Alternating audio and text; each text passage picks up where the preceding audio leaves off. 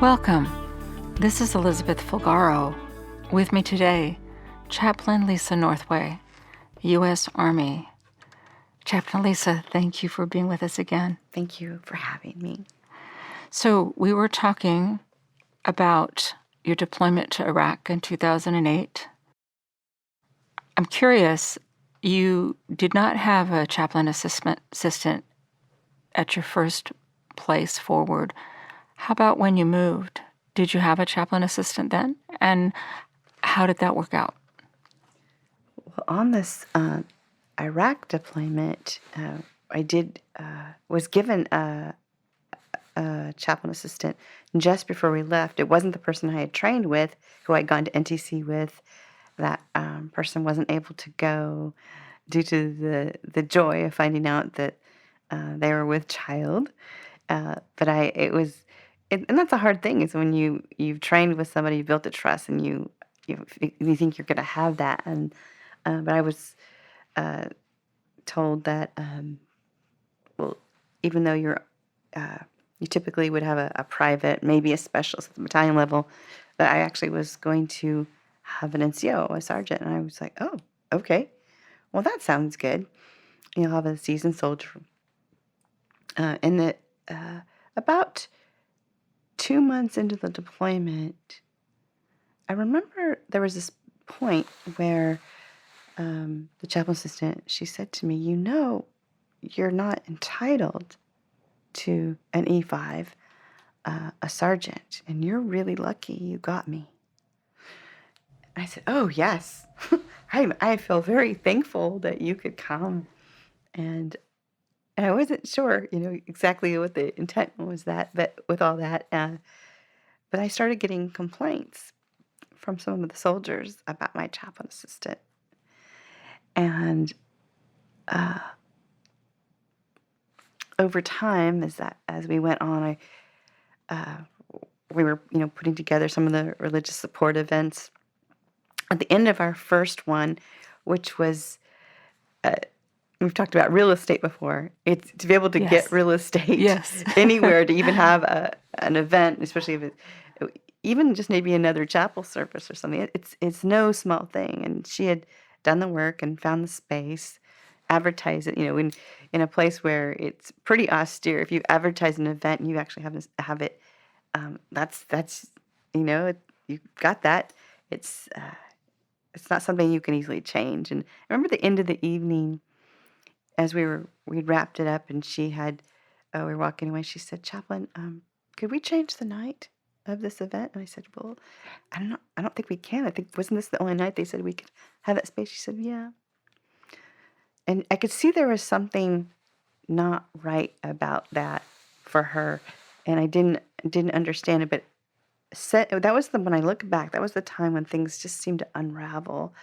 And one of the mornings soon after that, the supervisor asked me to come to his office, and I stood at ease in front of his desk, and he put out a form. It's a counseling statement or a sworn statement. And it was from my company commander, and company commander written on there, and he says, "Read this." He goes, "Have you seen this yet?" This is what the supervisor said. And I said, "No, sir, I haven't," but I was trying to, as I'm standing at ease, looking down at the desk, trying to read it, and I see that my company commander has written a sworn statement stating that he overheard the chaplain assistant say in the company of others that she wanted to harm the chaplain. Oh, my. Oh, my goodness. What did that do to you? In a combat environment, when we're going at such a fast pace and just on to the next thing, I don't think I really processed that till I had a quiet moment later that day. For some reason, I didn't see her that day, but it was not uncommon. I would work evenings and be with the night shift people, so back and forth. And I remember getting to the end of the day. So this was like 8 or 9 in the morning when I was shown this, and then the the meeting promptly ended, and I'm going about just the normal duties and things I do as a chaplain. And it was late at night, and I thought, it's dark. I would typically just go walk out to my across the camp to my room, and that I was sharing with the interpreter. Yes. What I was concerned about was I was just told, all of a sudden I realized I was just told there was somebody very close to me, my battle buddy, the person who was, her job was to protect me and make sure that I was freed up to do what I needed to do. That was the same person who was supposedly wanting to harm me. And I realized I can't even walk across camp without looking over my shoulder. And I don't have a weapon. Yes, because she carries a weapon for you, Right. right? All Yes. soldiers typically have a weapon. Yes. And the chaplain is a non-combatant, according to policy, Army regulation. Isn't the chaplain assistant the one who's to carry a weapon for you to protect you? Yes. Well, that's just twisted. So what did you do? I remember thinking, who can I talk to? Who can give me some advice on what's next? What do I do? There was no expectation, it seemed like, from the supervisor who informed me that I was to do anything. But I knew somehow, it was just basic instinct, okay, something's supposed to happen now, right? But I didn't even have the words or the language to go. And some of it is the exhaustion, we're not sleeping. And I'm thinking, okay, what do I do? And I remember calling back to a mentor, another female chaplain who had mentored me. And I thought, she'll know. I'll ask her. And I told her, the situation. And she said, oh, it sounds like you may have a chaplain assistant with a borderline personality disorder. And I'd studied a little bit. And she named the one she'd had the authority, and she's done a lot of diagnoses that she would know. And she actually gave a diagnosis of from when I told her what she thought. And I said, well, that's not as high in females. And she says, you're right. It is not as high in female soldiers, but it does happen. And I said, okay. And she says, so this is what you need to do. You need to be able to ask to speak to the same supervisor who informed you, and you need to ask for her to be removed from your section. And if for some reason they cannot remove her for evaluation, you need to ask for someone to shadow you so you are never alone with the soldier.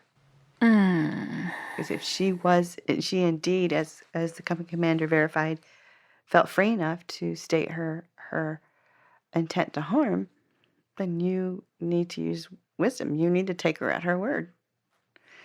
I said, okay. She said, can you do that? And I said, I can do that.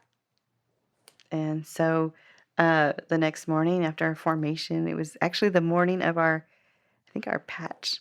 That was our patch form. There's a ceremony when you receive if you've been in combat and theater long enough that you've earned, your patch. Yes, That's very. I believe it was at the end of special. it. It was some kind of a formation, though, that we didn't have them every morning. Is we don't do formations the same way, so we aren't targets of our enemy. And I remember at the end of that, running up to my supervisor and say, "Sir, may I speak with you?" He says, "Sure, chaplain. What is it?" I said, "Well, the conversation that we had yesterday."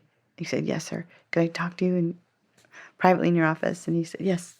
So, because what is it? What do you want? And I said, well, I talked to one of my mentors last night, and he said typically when the situation happens, the chaplain assistant is removed from the section, and they need to be evaluated.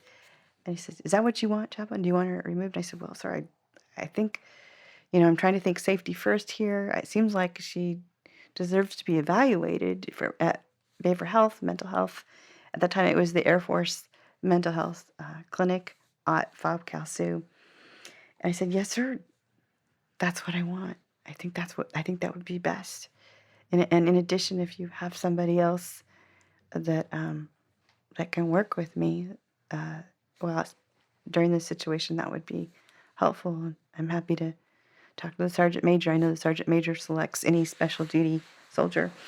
And he said, okay, we'll take her out of the section then. So he, I was really surprised that he took my advice on that, because it wasn't always that automatic. And she was actually put in the talk. She was. Yes. And she helped out with the radios, and she was gainfully employed, but they had taken her weapon away. Okay, good. And I was told, this is what's being done. We're sending her to the Air Force. I was also told at the end of that a few days of evaluation that the word that got back to me was, well, chaplain, Air Force mental health stated they didn't think she meant it. They don't think she, even though she said it, and we know she said it, they don't think that she really plans to hurt you.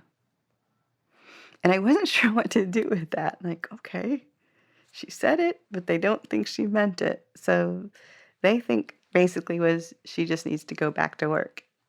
But she spent, I think, the next 4 weeks in the talk, working the radios, doing other jobs, and every other week there was a struggle between brigade, and basically brigade chaplain, and my commander as far as what they were going to do with her, because many felt like she needs to be sent to brigade to be a rehab soldier.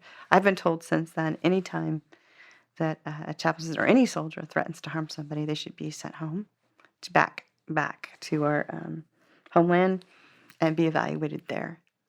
That actually makes a lot of sense. Right. Because you're trying not to have an enemy within your midst. Right. So how did this end? So, and in 4 weeks' time, during that time, they did provide a private, a young soldier to help me with the mission. And then after 4 weeks, the final decision was that she would stay.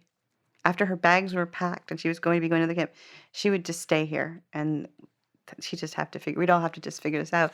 So if she was returned to the section, the private was still in there and stayed in the section. And they said, well, we'll have him continue to shadow you, but she'll return to the section. I remember that. I think it was the first day or so. She highly resented that there was a private there. I think she understood why he was there. And I remember her reducing him to tears, just berating him and the bullying that went on. And there was a point when I had to take her outside. And I think it's the only time in my whole 33, at that time, it was only 20-something years of being a soldier, but my whole time being the chaplain, I ever raised my voice to a soldier. And here you're doing it to a person who had threatened to harm you. Yes. Again, no weapon. Again, no weapon. I guess when you think about it, that was probably a little ludicrous of me to take charge, and stand in. What was the effect? She listened, and then she walked off and went and told the counterproductive leader she could count on to continue to make more chaos of that situation.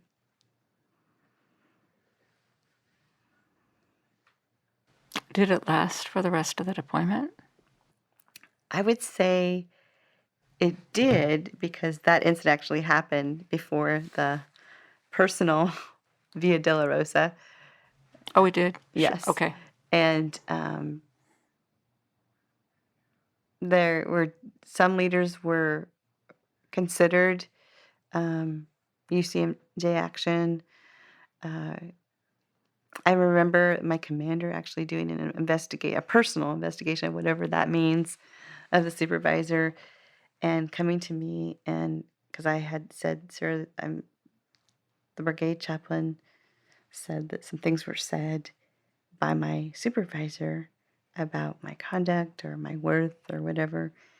And so he asked me to come to you and give this to you, because he felt like it was your responsibility to look into it. And so he said, okay, chaplain, give me a few days. And my commander brings me back and he said, Chaplain Northway,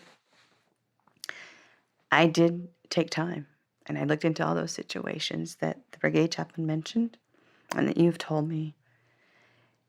And everything that you brought me is absolutely correct. Incorrect? Correct. Oh, Absolutely thank goodness. correct. Oh, Yeah. good. Okay. It's absolutely correct. Okay. And I was like, there was just a sense of relief. Oh, thank goodness. Yeah, I'm like, my commander knows That's really good. what's been going on, all this time.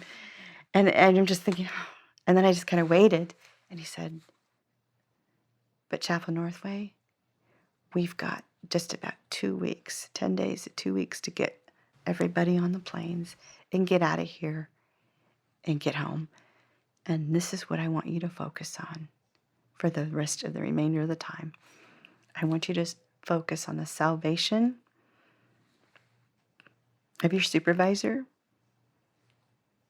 the salvation of your chaplain assistant, and anything else about the well-being, spiritual well-being of our soldiers. And he says, can you do that? And I said, yes, sir. I can do that. You were back to mission. Always back to mission. Serving God and bringing others to Him. Yes. No matter what. No matter the personal cost. Thank you, Chaplain Lisa. We'll talk to you next time.